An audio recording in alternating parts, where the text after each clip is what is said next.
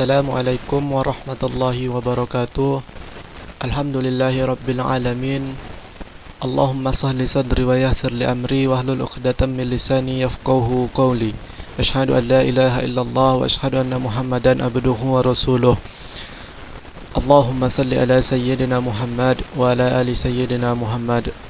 Yang pertama yang saya hormati Bapak dosen pengampu mata kuliah Pendidikan Pancasila dan seluruh rekan-rekan mahasiswa yang saya banggakan. Sebelumnya, nama saya Zailani dari Fakultas Ekonomi Program Studi Akuntansi dengan NIM 2124026. Baiklah, video ini saya buat bertujuan untuk memenuhi nilai ujian tengah semester mata kuliah Pendidikan Pancasila.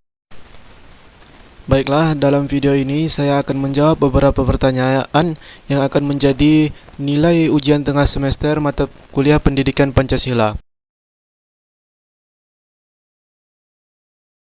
Pertanyaan yang pertama ada, bagaimana pendapat Anda tentang pentingnya mahasiswa memahami dan penghayatan pendidikan Pancasila sesuai dengan program studi yang sedang ditempuh? Menurut pendapat saya, memahami dan menghayati Pancasila merupakan hal yang sangat penting secara khusus untuk kami sebagai mahasiswa program studi akuntansi dan umumnya seluruh rakyat Indonesia. Mengapa Pancasila menjadi suatu hal yang sangat penting? Karena sifat yang dimiliki oleh Pancasila itu ada universal. Karena Pancasila ini bersifat universal yang dapat diterima oleh siapa saja walaupun kita berbeda-beda, beda agama, beda suku, budaya, bahasa, dan sebagainya. Tetapi kita menjadi satu dalam sila Pancasila yang ketiga, yaitu Persatuan Indonesia. Dan dalam program studi akuntansi, penerapan dan pemahaman terhadap nilai Pancasila merupakan sesuatu hal yang sangat dibutuhkan. Misalnya saja, dalam proses perkuliahan, kita sering melakukan kerja kelompok.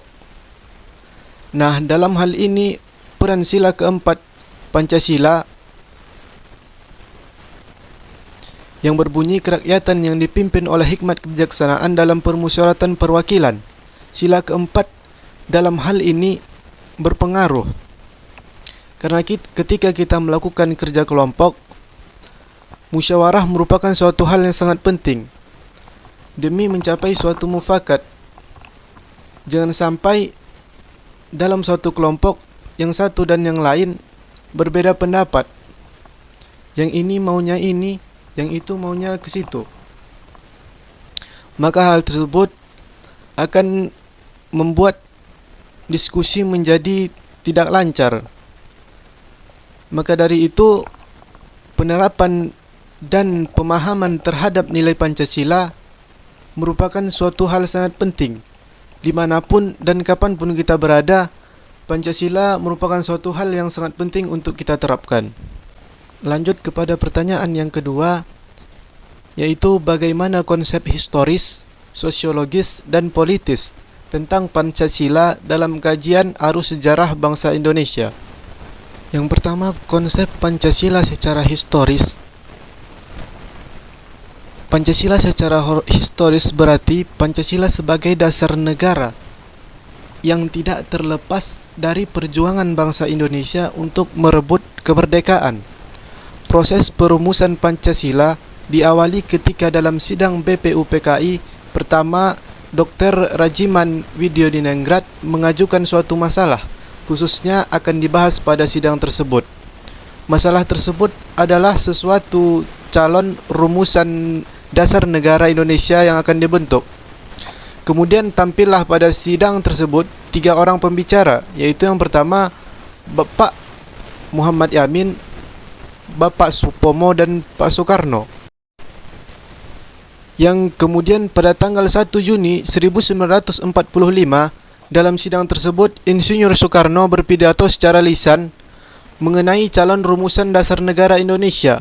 Kemudian untuk memberi nama istilah dasar negara tersebut, Soekarno memberi namanya Pancasila yang diartinya 5 dasar. Nah, begitulah konsep Pancasila itu secara historisnya.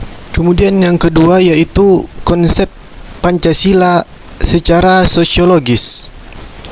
Bangsa Indonesia yang kebinekaannya terdiri dari 300 suku bangsa yang tersebar dari 17.000 pulau, secara sosiologis telah menerapkan Pancasila karena nilai-nilai yang terkandung di dalam Pancasila merupakan kenyataan-kenyataan material, formal, dan sangat berfungsi yang ada dalam masyarakat Indonesia.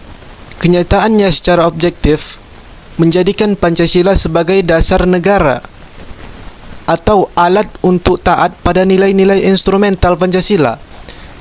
Nilai-nilai instrumental Pancasila yang terdiri atas norma atau hukum-hukum tertulis, peraturan perundang-undangan, maupun yang tidak tertulis seperti adat istiadat, kesepakatan ataupun kesepemahaman dan konvensi. Dalam konsep Pancasila melalui sosiologis, berarti Pancasila yang berkaitan dengan sosial ataupun kemasyarakatan. Kemudian yang ketiga yaitu konsep politis Pancasila. Dalam hal ini Pancasila adalah dasar dari semua urusan pemerintah, baik itu pembangunan, pelayanan ke masyarakat, dan yang menjadi pedoman, penuntun sikap dan tingkah laku manusia Indonesia yang di dalam melaksanakan urusan-urusan yang berkaitan dengan kepemerintahan atau politik. Kemudian kita lanjut kepada pertanyaan yang ketiga, yaitu bagaimana pembangunan manusia yang diselenggarakan melalui nilai perspektif Pancasila. Dalam hal ini, pembangunan manusia melalui nilai perspektif Pancasila, yaitu Pancasila secara perspektif memiliki 3 nilai. Yang pertama nilai dasar, kemudian yang kedua nilai instrumental, dan yang ketiga nilai praksis. Penyelenggaraan pembangunan manusia melalui nilai perspektif Pancasila yaitu diselenggarakan melalui adanya HAM, hak asasi manusia, yang mana HAM-HAM tersebut berkaitan yang pertama dengan nilai dasar Pancasila. Nilai-nilai dasar Pancasila tidak berubah, terdapat dalam pembukaan Undang-Undang Dasar 1945, yaitu ketuhanan yang Maha Esa, kemanusiaan yang adil dan beradab, persatuan Indonesia, kerakyatan yang dipimpin oleh hikmat kebijaksanaan dalam permusyawaratan dan perwakilan, dan yang kelima yaitu keadilan sosial bagi seluruh rakyat Indonesia. Kemudian yang kedua itu nilai instrumental. Nilai instrumental ini merupakan penerapan dari nilai-nilai dasar Pancasila tadi. Kemudian yang ketiga itu ada nilai praksis. Nilai praksis ini adalah nilai yang sesungguhnya yang dilaksanakan oleh masyarakat dalam kegiatan sehari-harinya.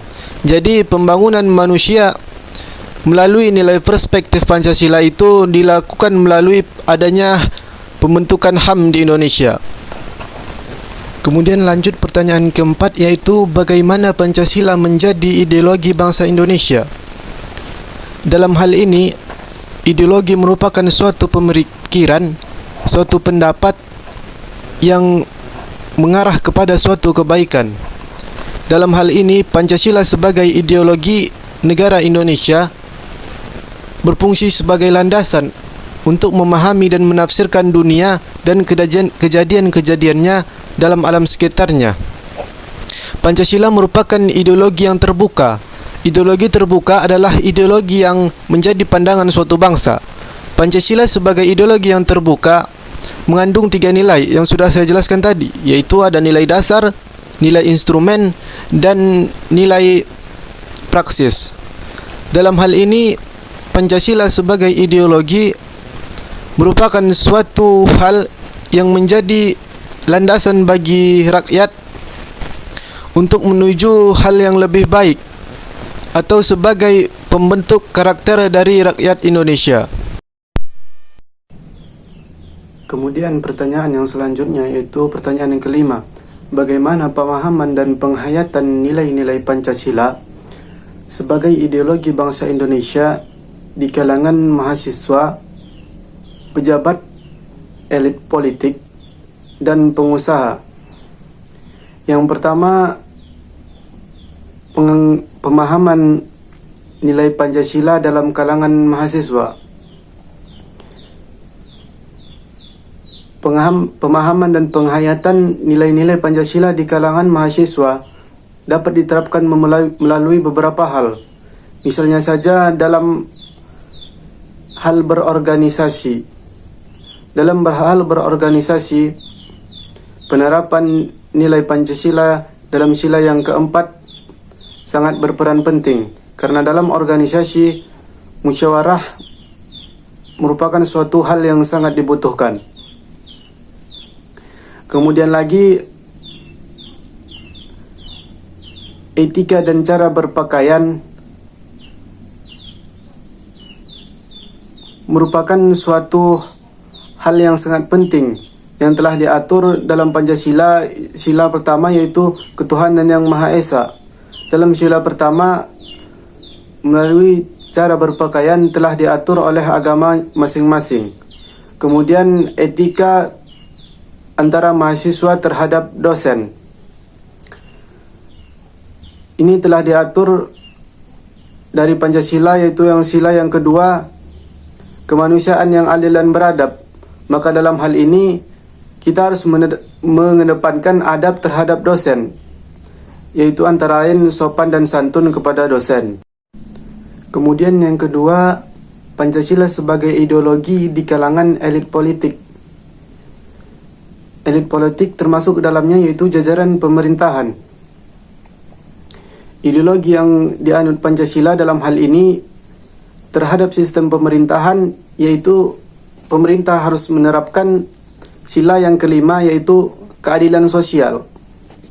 Karena dengan menerapkan sistem keadilan sosial, maka akan berdampak baik terhadap kemakmuran rakyat. Karena keadilan merupakan suatu hal yang sangat dibutuhkan oleh rakyat.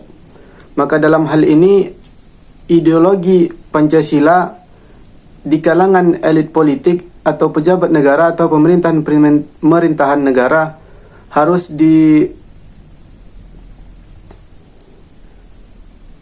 ditanamkan dan dilaksanakan pada sila yang kelima, sila keadilan sosial tersebut.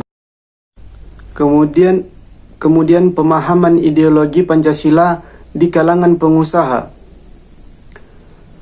Ideologi Pancasila dalam kalangan pengusaha membantu pengusaha menerapkan sikap yang adil kepada antara karyawan maupun atasan-atasan. Dalam hal ini, kembali sila yang kelima yaitu keadilan sosial menjadi salah satu hal yang sangat berperan penting untuk pengusaha untuk menanamkan karakter yang baik. Kemudian pertanyaan yang keenam, bagaimana Pancasila menjadi dasar negara Indonesia? Menurut saya, Pancasila yang telah disahkan ini menjadi dasar negara Indonesia memang sangat pantas. Karena sifat yang dimiliki Pancasila yang universal ini membuat Pancasila menjadi dasar dari negara Indonesia. Melihat negara Indonesia yang memiliki beraneka ragam suku bangsa, maka layaklah Pancasila ini menjadi suatu dasar dari negara Indonesia. Pancasila ini memang terlihat kecil, tetapi jika diartikan satu persatu, Pancasila ini merupakan suatu hal yang sangat besar. Maka dari itu, Pancasila di sini menjadi suatu dasar negara Indonesia memanglah sangat pantas. Dilihat dari sila-silanya, Pancasila terhadap kehidupan bermasyarakat, tentu saja kita dapat menafsirkan dan kita dapat sangat yakin terhadap Pancasila ini sebagai dasar dari negara Indonesia. Kemudian pertanyaan yang terakhir yaitu, jelaskan alasan Anda diperlukannya kajian Pancasila sebagai dasar negara. Yang pertama itu, pengkajian Pancasila sebagai dasar negara diperlukan karena Pancasila merupakan identitas suatu negara Indonesia. Identitas dari Pancasila ini karena Pancasila hanya dimiliki oleh bangsa Indonesia dan tidak dimiliki oleh bangsa-bangsa lainnya. Kemudian di sini diperlukan pengkajian Pancasila sebagai dasar Indonesia karena Pancasila merupakan kepribadian bangsa Indonesia. Karena sila-sila Pancasila merupakan suatu sikap-sikap dari rakyat Indonesia yang merupakan suatu contoh-contoh teladan yang baik. Kemudian diperlukannya di sini karena Pancasila ini merupakan pandangan hidup bangsa Indonesia. Dari sila satu dan sila yang lainnya, Pancasila ini dapat dijadikan sebagai pandangan hidup dari bangsa Indonesia. Maka hal-hal itulah yang menjadikan pentingnya kajian Pancasila ini sebagai dasar negara Indonesia.